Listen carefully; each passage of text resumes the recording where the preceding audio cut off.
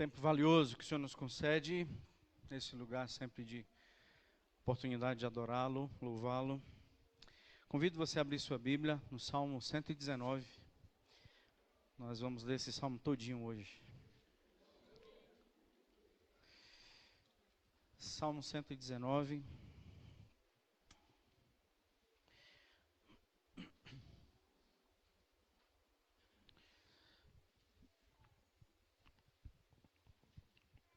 Acho joia quando a pessoa diz que leu a Bíblia toda. Mas se tem um salmo que a gente não pode deixar de saber ele todo, é o Salmo 119. Porque não adianta você ler a Bíblia toda sem saber o que ela significa. Não adianta ler a Bíblia toda apenas como uma meta, sem saber do que ela representa, do que ela é capaz. E o Salmo 119 diz do que a Bíblia é e do que ela é capaz. Queria citar com vocês alguns textos. Versículo 4, por exemplo, de Salmo 119, diz assim: Tu ordenaste os teus mandamentos para que os cumpramos à risca. Já ouvi algumas pessoas dizerem que a Bíblia ela é impraticável, honestamente. Não dá para a gente praticar a Bíblia, mas será se Deus nos deu a sua revelação escrita e nós temos em nossas mãos um livro que é impossível de obedecê-lo? Bom, para o salmista diz que essa lei ela é possível sim, e o propósito dela é que ela seja a guia e aquela que define os nossos passos e os nossos movimentos. Então a gente vai obedecer esta palavra à risca. Olha só alguns resultados dessa palavra. Versículo 41, por exemplo. Venham também sobre mim as tuas misericórdias e a tua salvação segundo a tua palavra. O salmista entende o processo de salvação e ele, como salvo, não mediante o que ele achava, o que ele esperava, mas conforme a sua palavra. Versículo 50. O que me consola na minha angústia é isso, que a tua palavra me vivifica. Quantos de nós temos sim lutas na vida que chegamos ao nível da angústia? O salmista diz, isso é a vida, mas tem uma coisa acima disso, a palavra nos traz vida, a palavra nos vivifica. Versículo 62, levanto-me à meia-noite para te dar graças por causa dos teus retos juízos.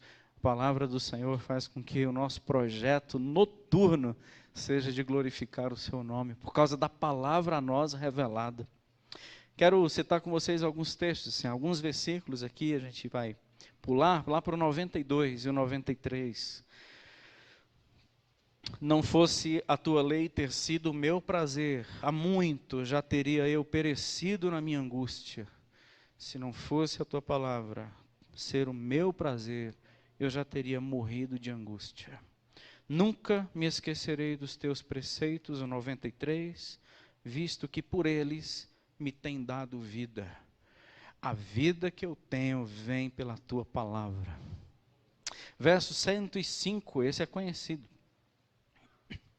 Lâmpada para os meus pés é a tua palavra, luz para os meus caminhos. Como será a caminhada dessa pessoa que tem a palavra do Senhor nesse nível de verdade que ela é? 130. A revelação das tuas palavras esclarece e dá entendimento aos simples. 143. Sobre mim vieram tribulação e angústia, todavia os teus mandamentos são o meu prazer. 151. Tu estás perto, Senhor, e todos os teus mandamentos são verdade. 165. Grande paz tem os que amam a tua lei. Grande paz. O que nós acabamos de cantar? Para eles não há tropeço. 174, em último. Suspiro, Senhor, por tua salvação. A tua lei é todo o meu prazer. Fica como uma sugestão, você lê o Salmo 119, antes de você ler toda a sua Bíblia. Medite em cada versículo. Aqui é como crianças em piscina de bolinha, onde você não sabe qual pegar. E versículo após versículo são verdades extremamente relevantes para todos nós. O que eu trago hoje no coração para compartilhar com vocês, para a gente pensar juntos em oração, pedindo para que o Senhor ministre a sua palavra a nós, trago como tema assim, palavras de amor, alertas de amor para os ouvintes da palavra. Alertas de amor para os ouvintes da palavra. E eu convido você agora a ir para o nosso texto, que neles estudaremos, Mateus 13. Parábola do bom semeador. Se você puder acompanhar comigo na sua Bíblia, seu aplicativo, Mateus capítulo 13. Lemos ali no Salmo 119 tudo que a palavra é, algumas coisas que a palavra é, e aquilo que ela produz, aquilo que ela reproduz. Mateus capítulo 13 é uma das parábolas mais difíceis de pregar para mim, porque nela já vem a explicação. Então, corre-se o risco de você tentar explicar o que Cristo já explicou e que é uma dificuldade. O Senhor não facilitou muita vida aqui para os preletores na parábola do bom semeador, porque ele explica depois. E em Marcos, o texto correlato, Marcos cita que Jesus diz assim, se a gente não entender essa parábola, a gente não vai entender mais nenhuma. Então ela é a plataforma, ela é o alicerce, é nela e a compreensão da mesma que faz com que a gente compreenda o restante. Então não é uma parábola tão simples, porque Jesus explicou e porque ela é a fundamental. Mas com a misericórdia e graça do Senhor, está revelado, é a palavra dele e vai nos trazer muito alimento hoje à noite, para a glória do seu nome. Vamos ler, Mateus capítulo 13. Naquele mesmo dia, saindo Jesus de casa, sentou-se à beira-mar, e grandes multidões. Quando a Bíblia fala grande multidão, é muita gente. Quando grandes multidões, porque é muita gente, se reuniram perto dele, de modo que não houve espaço para ele, ele teve que entrar num barco. E se assentou, e toda a multidão estava em pé na praia. Dá para você imaginar essa cena? E de muitas coisas lhe falou por parábolas e dizia, eis que o semeador saiu a semear, e ao semear, uma parte caiu à beira do caminho, e vindo as aves a comeram. Outra parte caiu em solo rochoso, onde a terra era pouca, e logo nasceu, visto não ser profunda a terra. Saindo, porém, o sol a queimou, e porque não tinha raiz, secou-se. Outra caiu entre os espinhos, e os espinhos cresceram e a sufocaram. Outra, enfim, caiu em boa terra e deu fruto, a 100, a 60 e a 30 por um. Quem tem ouvidos para ouvir, ouça. Então se aproximaram os discípulos e lhes perguntaram, por que lhe falas por parábolas? Ao que respondeu, porque a vós outros é dado conhecer os mistérios do reino dos céus, mas àqueles não lhes é isso concedido. Pois ao que tem, se lhe dará, e terá em abundância, mas ao que não tem, até o que tem, lhe será tirado. Por isso lhes falo por parábolas, porque vendo não veem, e ouvindo não ouvem, nem entendem. De sorte que neles se cumpre a profecia de Isaías. Ouvireis com os ouvidos, e de nenhum modo entendereis. Vereis com os olhos, e de nenhum modo percebereis. Porque o coração deste povo, qual é a razão disso? Porque o coração deste povo está endurecido. De mau grado ouviram com os ouvidos e fecharam os olhos, para não suceder que vejam com os olhos, ouçam com os ouvidos, entendam com o coração, se convertam e sejam por mim curados. Bem-aventurados, porém, os vossos olhos, porque veem, e os vossos ouvidos, porque ouvem, porque em verdade vos digo que muitos profetas e justos desejaram ver o que vedes e não viram, e ouvir o que ouvis e não ouviram. Atendei vós, pois, a parábola do semeador. A todos os que ouvem a palavra do reino e não a compreendem, vem o maligno e arrebata o que lhe foi semeado no coração. Este é o que foi semeado à beira do caminho. O que foi semeado em solo rochoso, esse é o que ouve a palavra e a recebe logo, com alegria, mas não tem raiz em si mesmo, sendo antes de pouca duração. Ele chegando a angústia ou a perseguição por causa da palavra, logo se escandaliza. O que foi semeado entre os espinhos é o que ouve a palavra, porém os cuidados do mundo, a fascinação das riquezas, sufocam a palavra e esta fica infrutífera. Mas o que foi semeado em boa terra é o que ouve a palavra e a compreende. Este frutifica e produz a 100, 60 e a 30 por um. Que Deus nos abençoe com a sua rica palavra. A palavra do Senhor é a mesma do Salmo 119, é a mesma de Gênesis, que foi lido aqui no início do culto, é a mesma que foi mencionada aqui em Romanos, mesma que foi citada também, é a mesma palavra.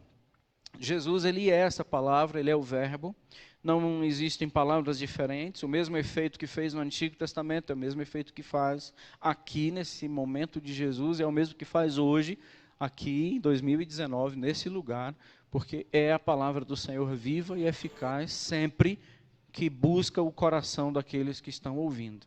Não sei se irmãos perceberam, grandes multidões estão ouvindo o Senhor, e Ele conta uma parábola para aqueles que são ouvintes da palavra. Então, aqui está uma situação que Jesus tocou, e é fundamental. Uma alerta de amor para todos que escutam a palavra. Hoje essa palavra está sendo pregada em muitos lugares, em muitas igrejas, nesse horário, ela é inesgotável, muita gente ouvindo. Hoje nós temos muitos recursos, algumas pessoas chegam a dizer que não é possível alguém hoje, no momento que nós vivemos, não ter... Haja vista tantos recursos, aplicativos, bíblias, internet, por aí vai. Muitos ouvintes. De fato, nós temos grandes multidões ouvindo a palavra do Senhor. Sempre tivemos. E agora, nesse momento, então, grandes multidões ouvindo a palavra. Então, vem um alerta aos ouvintes. E Jesus conta essa parábola. Existem 4 tipos de solo, isso nós já sabemos. Essa parábola não é desconhecida, creio que para a maioria. Muitos de nós já ouvimos, pregamos até. Mas eu convido a você, numa disposição de coração, de muita humildade, pedir para que o Senhor alerte o seu coração em relação à palavra. Peço até mesmo que você estiver com sono, que se você pudesse pedir ao Senhor para que você entendesse a palavra. Peço até mesmo você que está com alguma coisa para roubar a sua atenção. Alguma coisa que está no seu coração que está te preocupando. Alguma coisa que está no teu coração que está competindo hoje à noite. Para que você compreenda a palavra do Senhor. Eu quero te pedir que você ore e que saiba que de alguma forma Deus quer falar com a gente hoje à noite e não é por acaso que a gente está aqui. Nós que vamos ouvir a palavra, primeiro, não sei se o Senhor está dando um percentual de 75% vai ser perdido. Se for, é desesperador saber que de grandes multidões, só 25% vai vingar e vai dar em alguma coisa. 75% foi em vão. Isso já é desesperador se o Senhor já estiver apontando para alguma coisa percentual. De 4, só 1 escapa. Isso é desesperador. Então, por isso que eu estou te pedindo para que você entenda essa parábola. Se nós não entendermos essa parábola, a gente não vai entender quase mais nada da Bíblia. Porque aqui ele vai tocar no coração humano. Aqui ele vai dizer, o problema não é a palavra pregada. O que ele vai falar é, o problema não está na semente. O defeito não está no semeador. O defeito não está que a semente tem algum problema de origem. Não. Quero tocar para vocês num ponto, meus ouvintes, diz o Senhor Jesus, que o caso é, existem sim 3 tipos de receptores da palavra. Primeiro, quero chamá-los do caminho. Esse povo do caminho, os ouvintes caminho, são aquelas pessoas que têm muito movimento na sua vida e automaticamente, quando escutam a palavra não alcança centro, a palavra sempre fica nas beiradas. Sabe aquele pessoal que a palavra é acessório, é até desnecessário? Quando eu escuto, fica nas beiras, mas nunca na centralidade da minha vida. Ao ouvir, eu entendo apenas como algum rito, porque eu tenho mais o que fazer, só caminho. Um povo de muito movimento, um povo que não para, um povo que a cabeça ela não quieta, tem aonde chegar, e o pior, tem muita gente para chegar via você. Você é aquele que cuida da tua família, você é aquele que sustenta tudo e todos, você já casou há muitos anos, mas irmãos, sobrinhos, netos, tios, até pai e mãe ainda depende de você. Você é aquela pessoa que na sua cabeça diz assim: se eu morrer, muita gente vai comigo, porque muita gente depende de mim. Então você possivelmente pode ser um ouvinte caminho, que você é passagem para as pessoas possam chegar aos seus objetivos. Eu sou imprescindível na vida dos outros. Eu sou um caminho para a existência alheia. E quando a palavra está sendo pregada, eu não tenho tempo de pensar em mim, porque eu estou muito preocupado em ser passagem para aqueles que estão precisando de mim. Faz sentido? Ser caminho é para ser pisoteada a palavra que é germinada, semeada. Por quê? Porque a palavra não alcança a centralidade, ela é periférica. Caiu à margem de caminho. Esse pessoal caminho é interessante porque os seus corações já estão muito bem resolvidos em não mudança. Esse povo caminho, aquele pessoal que sempre está muito cansado. Sempre muito cansado, sempre. A palavra é cansaço. O tempo de ouvir a palavra do Senhor é muito cansativo. Meditar na palavra é impossível. Entender a palavra dá sono. Compreender a palavra é muito difícil. Deixa eu te contar um segredo revelado nas Escrituras. O Senhor diz que isso é ação maligna. O Senhor está dizendo que isso é uma ação diabólica. E não sei se você já tinha levado isso a sério, como diz a Bíblia, mas eu aconselho você a levar a Bíblia a sério. Ele está dizendo que isso é uma ação demoníaca na vida das pessoas que escutam, mas não entendem. E aí esse texto é sério.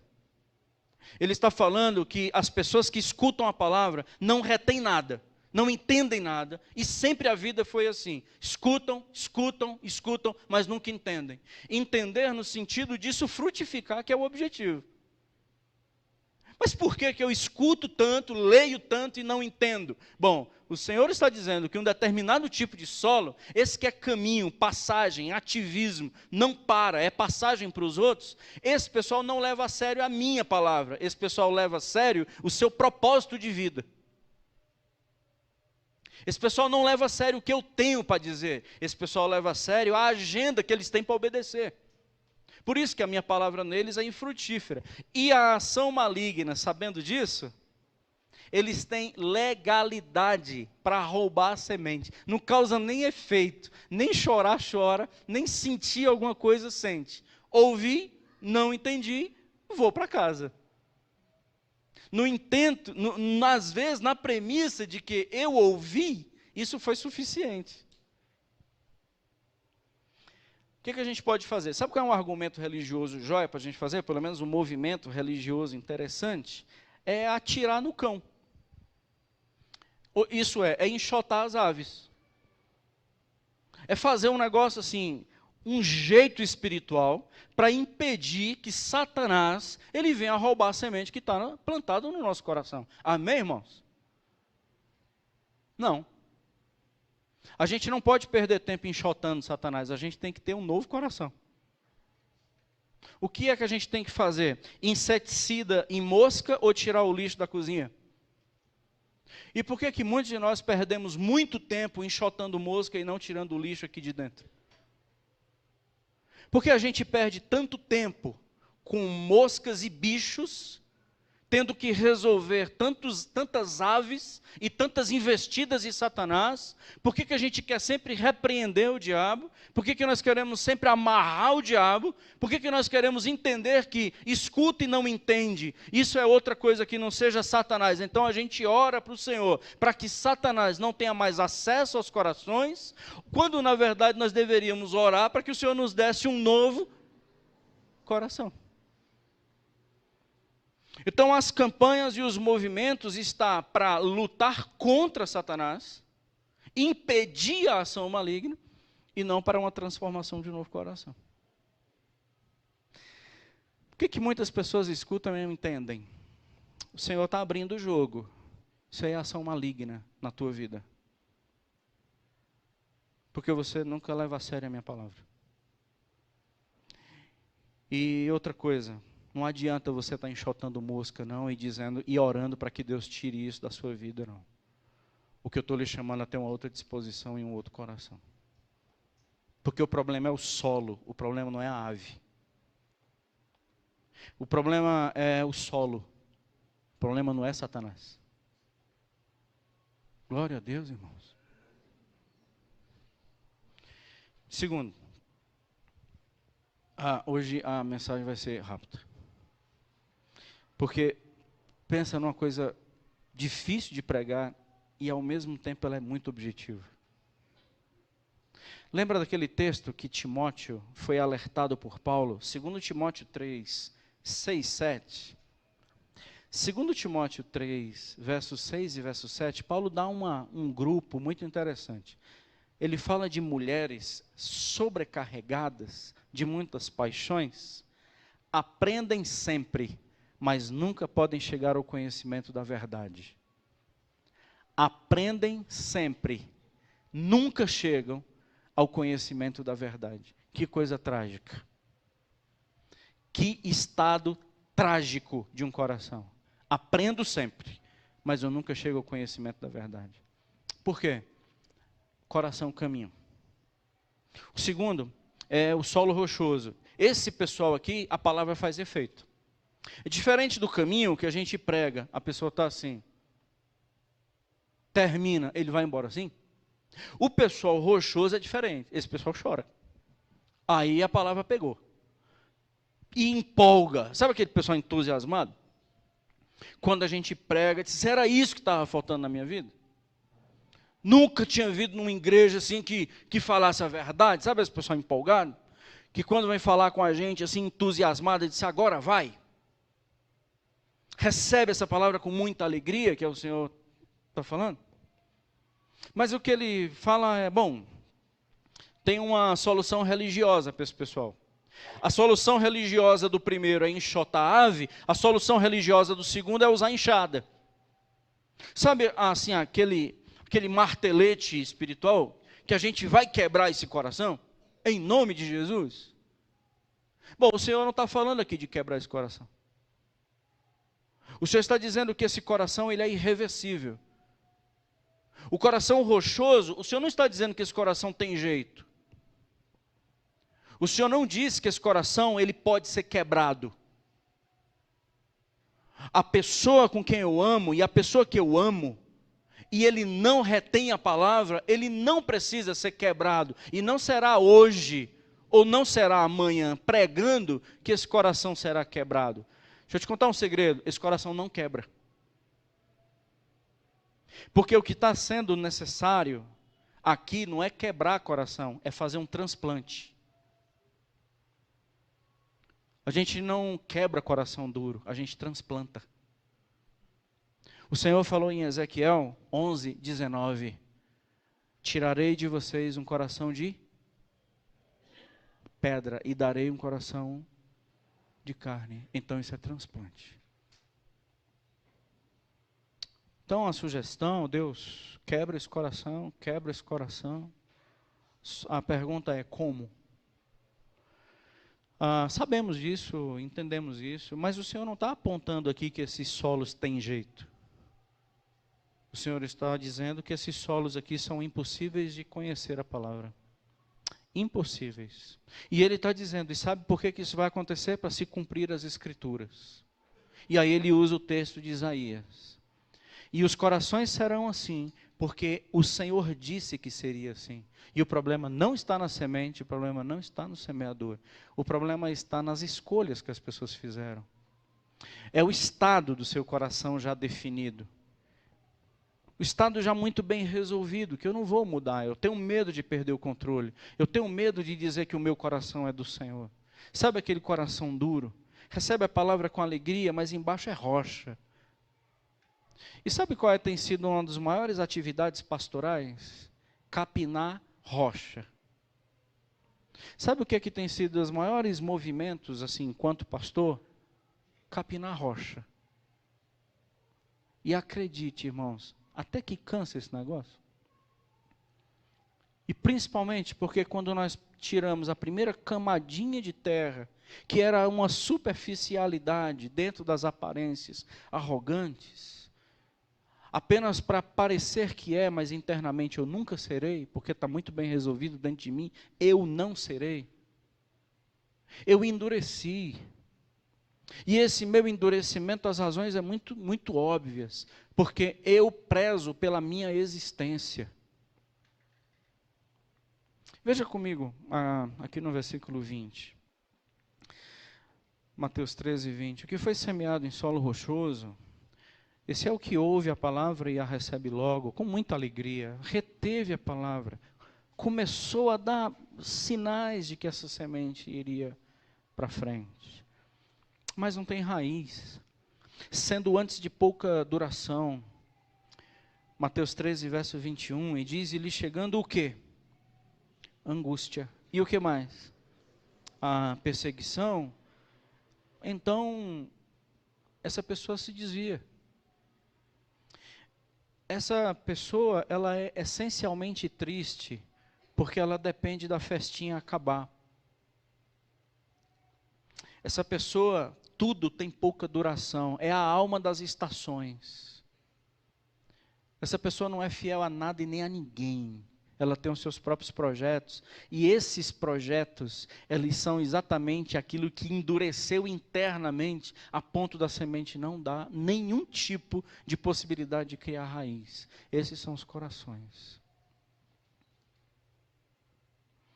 Gente que diz que a gente vai enfrentar qualquer coisa em nome do Senhor, mas quando chega a primeira angústia, essas pessoas elas vão pensar na sua existência. E aquilo que pode ofender a minha existência, a minha permanência, eu não aceito. Deu para entender, irmãos? Então, o solo rochoso é aquele que se preocupa consigo, acima de qualquer coisa e acima de qualquer pessoa. A minha existência não sendo afetada, olha só, e nem a meu estado emocional, porque se eu vier passar por alguma angústia, a palavra do Senhor já começa a não ter mais valor na minha vida. A palavra já começa a ser questionada, porque internamente tem que ser feita a minha vontade. Internamente eu não vou aceitar ser contrariado. Internamente eu não aceito ser perseguido.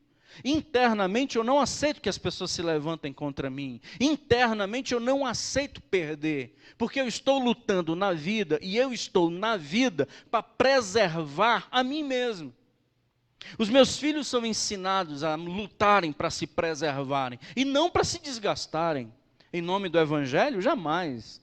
A gente não se desgasta pelo Senhor, e não é essa a cabeça de muitos. Então o Senhor está tocando aos seus ouvintes, multidões que estão ouvindo, dizendo, gente, estou pregando, mas o resultado na mensagem vai depender do estado do coração que você tem.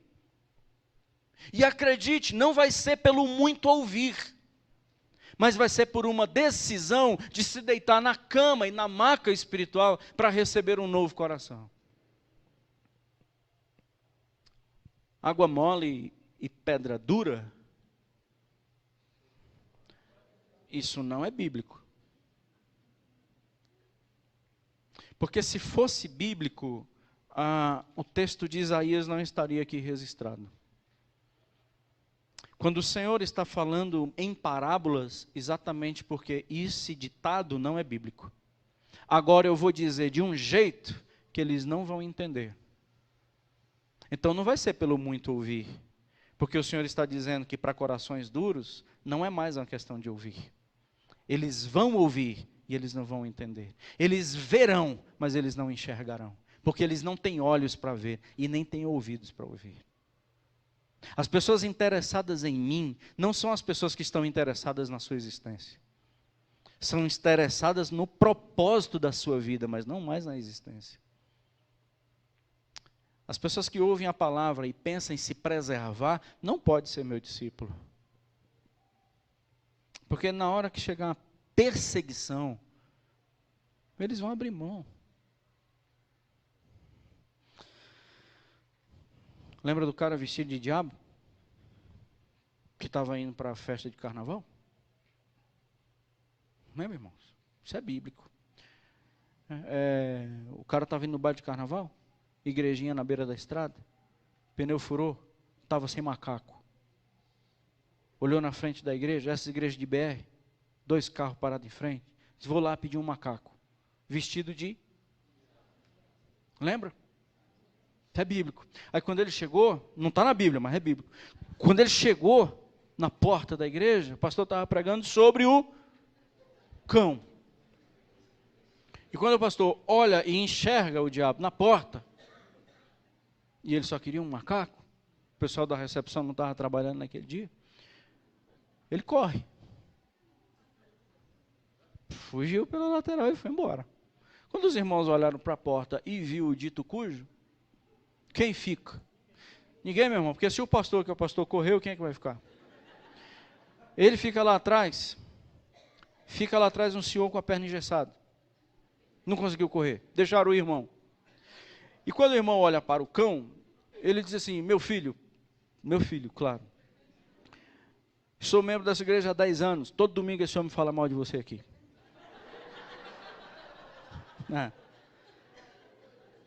Não é brincadeira não, mas eu sempre estive do seu lado. Nunca concordei com o que ele disse. Nunca. Você sabia que quando chega perseguição, é isso que a gente faz? Você sabia que quando chega briga de trânsito, é isso que a gente faz?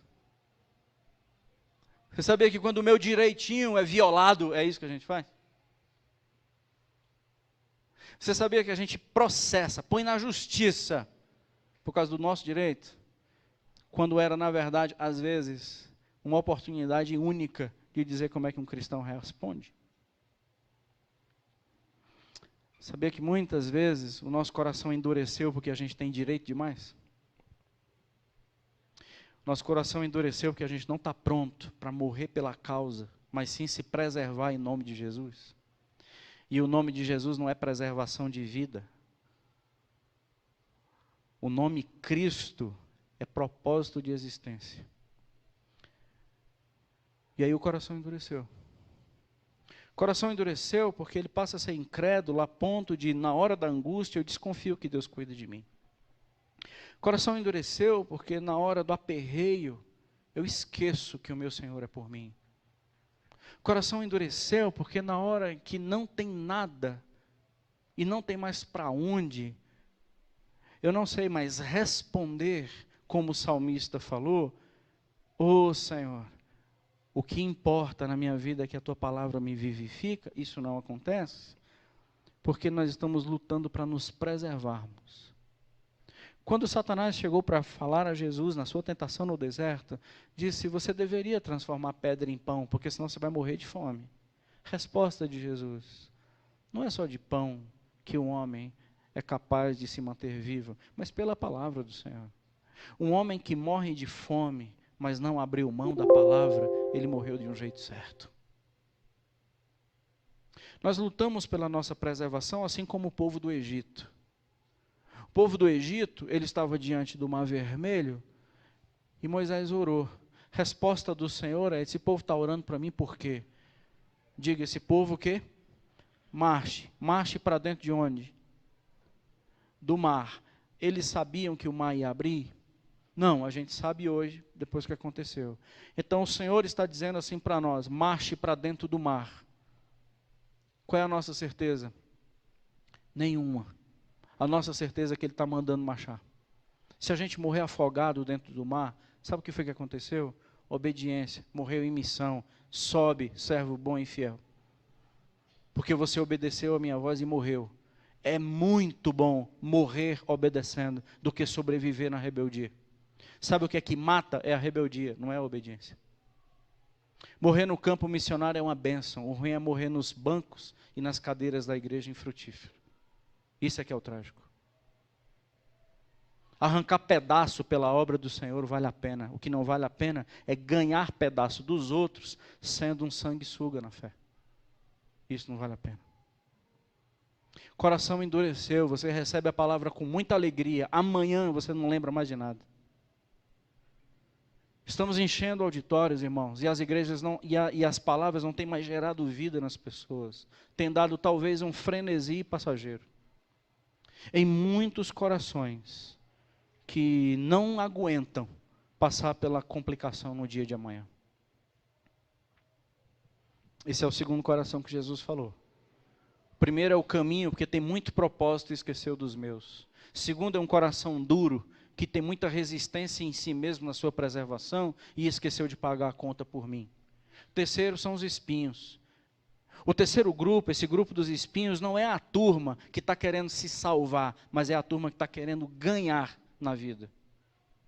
Porque agora os espinhos, esse pessoal aqui do versículo 22, é aquele que ouve a palavra foi plantada, é um povo que aduba a palavra está lá, semeou, começou a nascer, o processo conseguiu ser muito maior do que o do caminho, muito maior do que o rochoso, agora a palavra começou, está nascendo, o problema é que nesse vaso da minha vida, outras sementes também são plantadas, e a palavra que Jesus usa e que Mateus registra, é a fascinação pelas coisas do mundo. Essa fascinação pelas coisas do mundo, os desejos pelas coisas do mundo, e os cuidados do mundo, e outras coisas, vão sufocar a palavra, porque nesse ambiente a palavra não compete. Você está prestando atenção, assim, irmãos, que a palavra do Evangelho, ela não vai ser mais poderosa do que a fascinação das riquezas, aleluia? Não. O Senhor está dizendo, a minha palavra é tão valiosa, mas tão valiosa, essa semente é tão preciosa, é tão rara, você não sabe disso porque você não leu o Salmo 119, lê lá, para você ver o que é que a minha palavra é, e quando você perceber o que é que a minha palavra é no Salmo 119, você vai perceber que ela não compete com qualquer desejo ou qualquer fascinação do mundo, essa fascinação do mundo vai sufocar a semente da palavra. Por isso que a Bíblia ela não gera em nós vida, porque nós temos já outros projetos de vida. É a fascinação, é o desejo, é o querer, são coisas que impulsionam o nosso coração. Então, enquanto o solo rochoso é para preservação, o solo espinhento é o de possuir, é o de usufruir, é o da ambição. Um se preserva e o outro ambiciona. O Evangelho não compete. Sabe qual é uma atividade religiosa? Rega. Então, se hoje os nossos líderes, professores, pastores e pais, às vezes estão procurando armas erradas, como enxada, martelete e regador. Regar terreno espinhoso. É isso mesmo. Você está regando terreno espinhoso, que essas pessoas só ambicionam lucro e só ambicionam ter. Você vai regar esse coração. Meu irmão, se a gente não aprender a perder tudo que temos, acredite, esse evangelho é uma farsa. Essa palavra não é minha. Vocês entendem? Assim, por isso que esse sermão é muito difícil de pregar, porque essa palavra não é minha. Eu não estou colocando palavras minhas aqui, apenas alguns exemplos. O meu maior medo é atrapalhar o que o Senhor falou. Que estado de coração são os ouvintes de Jesus? E é para isso que ele aponta, gente, alerta. Gente, alerta. Porque você, se olhar a tua história, 5 anos você é a mesma pessoa. Gente, alerta. Isso é um sinal sério. Qual foi a última transformação que essa palavra fez na sua vida? Qual foi a última vez que essa palavra entrou e mudou de dentro para fora uma nova criatura? Hoje é dia dos pais. Temos tido uma safra de pais melhores por causa da Bíblia. Homens que são porta-vozes da palavra. Homens que têm conduzido o seu lar mediante as Escrituras. Ou são homens que estão muito bem confortáveis como solo rochoso, esperando que o pastor encontre uma enxada boa, ou um martelete poderoso para quebrar esse meu coração prepotente. Vocês acham mesmo? Ou os pais muito preocupados em dar para os seus filhos aquilo que nunca tiveram, ou a preocupação dos seus filhos não passar por aquilo que eles passaram, para que eles não sofram aquilo que vocês sofreram. Ei, você só está aqui porque Deus cuidou de você, não é porque você foi bom. E assim como Deus cuidou de você, vai cuidar dos seus filhos, mesmo ele tendo, ou mesmo passando, pelo mesmo que você e eu passamos. Você um dia passou fome, mas veja quem você se tornou ao ter passado fome. Você se tornou um homem de bem, você se tornou uma mulher de caráter, Você foi abandonado por pai e mãe. Veja quem você se tornou, você venceu na vida. E nós temos muita preocupação em preservar filho. E muita preocupação em regar espinho. Que a gente está perdendo uma geração que está vindo aí atrás. Falei esse exemplo, falei essa palavra lá no retiro. Eu sei que essa palavra não deve se usar no púlpito e corro sério risco em dizer, por isso que eu não vou dizer. Mas a gente está tendo uma geração de menino muito mimado. E não sei se vocês já perceberam, tenho falado isso algumas vezes aqui, mas o meu coração, enquanto pastor, está muito preocupado. Vemos adolescentes e jovens e crianças já fascinados com as coisas deste mundo. E mais uma vez eu digo, a Bíblia é a mesma, irmãos. Para a igreja perseguida, a Bíblia é a mesma para a igreja aqui no DF. Como é que a gente vai viver sem ter? Vivendo. Como é que a gente vai viver perdendo? Vivendo. Nossa maior preocupação não é que os nossos filhos vençam na vida. A nossa maior preocupação deveria ser que os nossos filhos fossem terra boa. E para ser terra boa, você precisa dar um exemplo de que você não é caminho para eles. Que você não é uma pessoa dura. Endureceu por dentro a ponto da palavra não fazer mais efeito. E que você não é uma pessoa ambicionada pelas coisas do mundo. Você não precisa ter. Quais são as outras coisas que o mundo nos ambiciona? Que gera em nós a ambição? Verifique o tanto que nós somos tentados a tornar o mundo um alvo de fascinação. Não é fácil.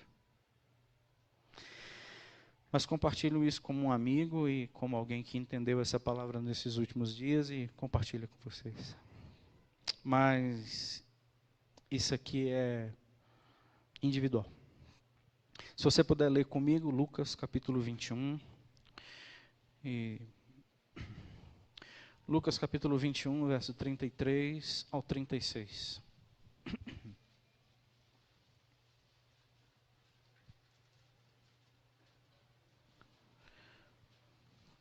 Lucas 21, 33, 36. Passará o céu e a terra. Imagina nós, né? Porém, as minhas palavras não passarão.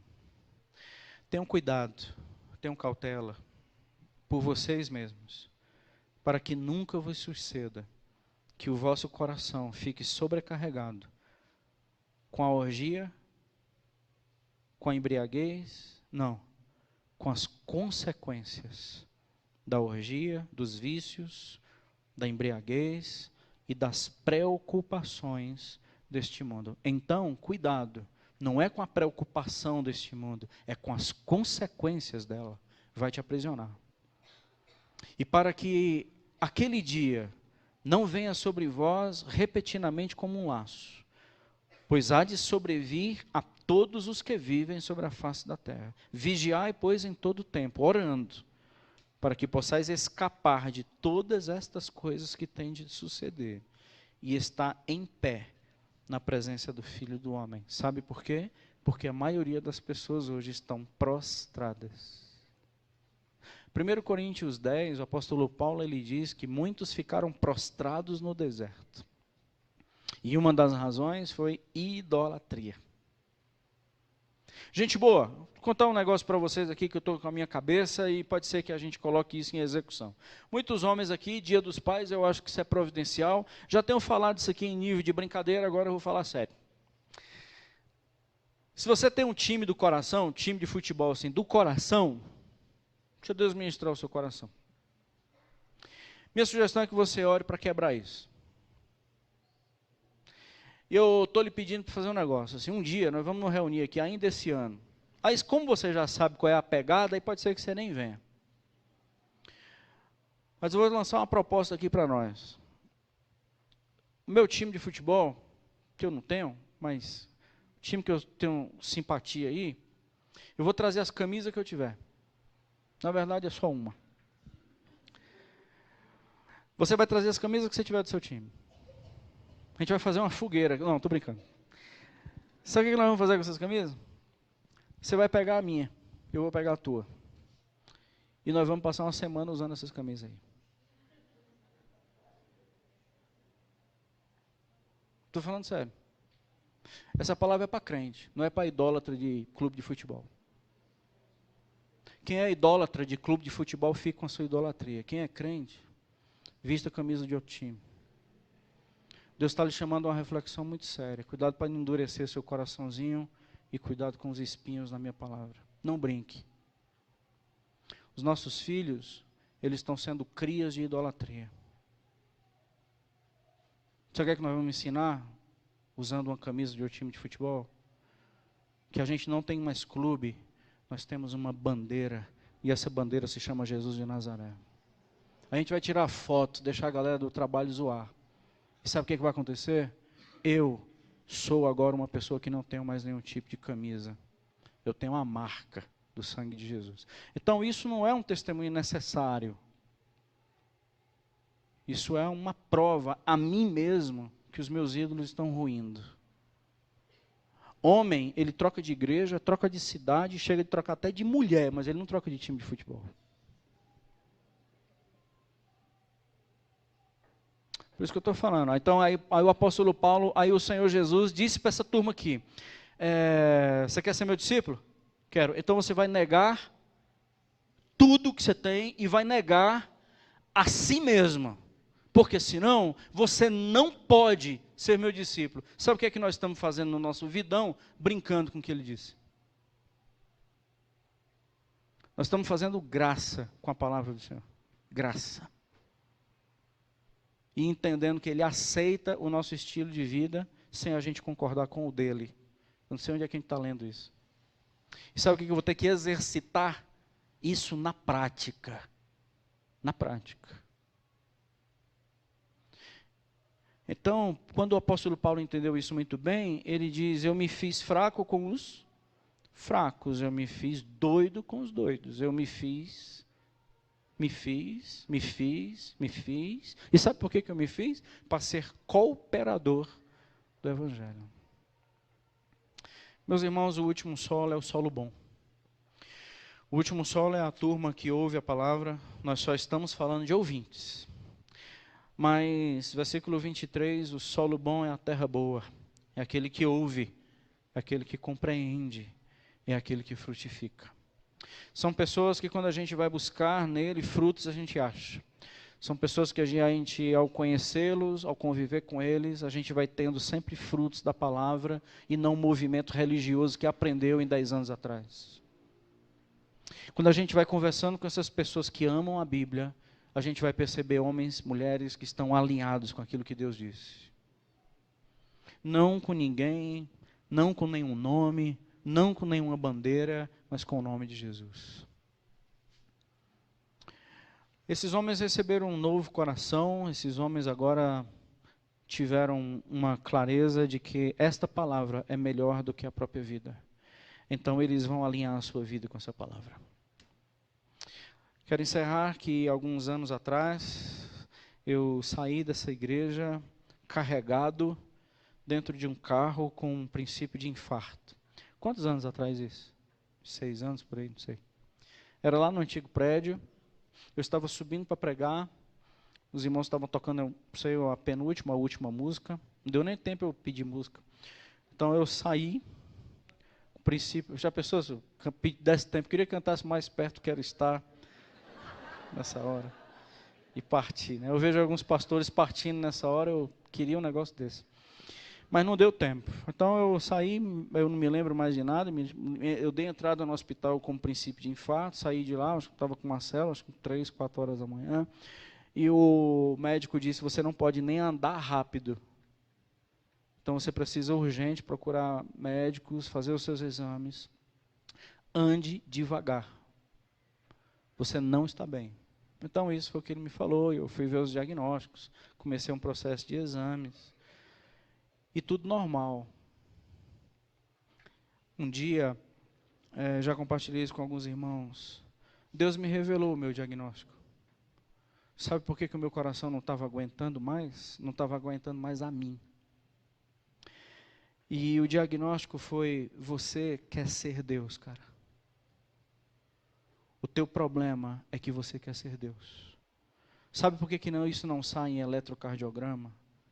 Sabe por que, isso não sai em qualquer outro exame, de esteira, seja lá o que for, ou Holter? Sabe por que, com você está tudo normal, apenas o teu coração não suporta? Coração é o grito da alma, dizendo: eu não te aguento mais. Deus falou isso comigo. Aqui em Mateus capítulo 13, o Senhor está dando um diagnóstico de um coração, gente. Mateus capítulo 13, Ele está dando o diagnóstico: você é assim. E a gente está querendo fazer exames, fazendo campanha, buscando alguma resposta. Em que, meus irmãos? O médico dos médicos traz hoje à noite para a gente um diagnóstico.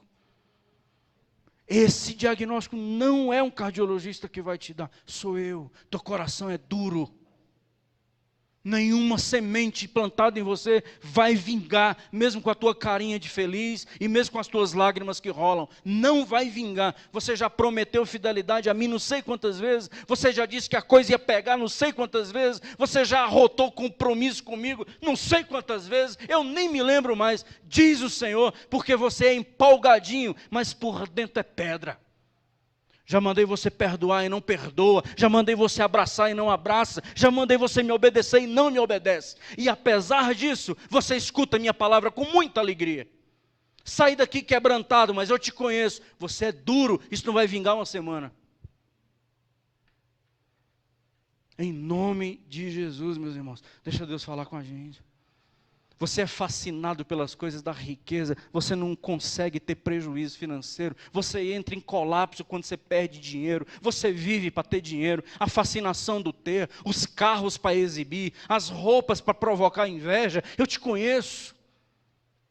Eu sei dos ambientes aonde você quer ir, eu sei das competições que você fez da sua vida, eu sei das coisas dos vazios e das lacunas da tua alma, e você está colocando o ter, o possuir, o comprar, como se isso fosse compensar a minha presença. Eu te conheço. Você tem medo de passar fome, você tem medo dos teus filhos passarem fome. Eu te conheço porque você não confia em mim, por isso que nenhuma palavra em tu vinga, porque todas essas preocupações sufocam aquilo que eu estou te dizendo. Eu te conheço.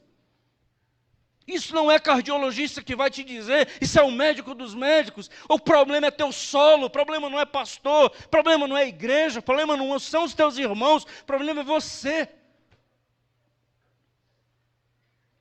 Te conheço, você quer ter propósito para todo mundo e não quer saber qual é o meu para a tua vida. Você é caminho, você é passagem para outros. Você é cuidador de neto, mas não permite que a minha palavra te transforme. Você é cuidador, você quer cuidar de todo mundo. Você quer cuidar de irmão, de tio, de pai, de mãe. Mas você não quer saber o que é que eu quero de você. Você é um caminho que todo mundo pisa na minha palavra, na tua vida, e ela não germina. Eu te conheço. E nunca um cardiologista diz isso para você. Está querendo procurar em exames o que você tem arrogância e rebeldia contra mim, é isso que você tem. Se você está pensando que eu estou falando isso com você, não, estou dizendo o que Deus falou comigo. Se isso fez sentido para você, eu queria que a gente tomasse uma decisão hoje, irmãos. De 4 pessoas, só um vai vingar. A pergunta é se vai ser você. E não importa se vai ser sua esposa, seu marido, seu filho. O que Deus está nos chamando é que tipo de coração você tem. Você quer ter uma vida contra mim? Viva. Mas saiba, foi uma escolha sua. Você é livre para decidir. Você é suficientemente responsável para escolher. E você vai ser plenamente julgado com justiça. Saiba, você não é vítima da vida. Não importa o que você sofreu. Hoje você é responsável pela decisão que você vai tomar. Não importa o que sofreu, o abuso que você sofreu, o abandono que você sofreu, não importa. Hoje você é responsável por ser um homem que eu quero que você seja, ou uma mulher que eu quero que você seja. O teu problema agora é comigo, não é mais com o teu passado. Se você vai ser caminho, se você vai ser rocha, se você vai ser espinho, é uma decisão sua. Eu estou te chamando hoje para ser terra boa. aí a gente vai dizer assim: chega, eu quero. Vamos orar?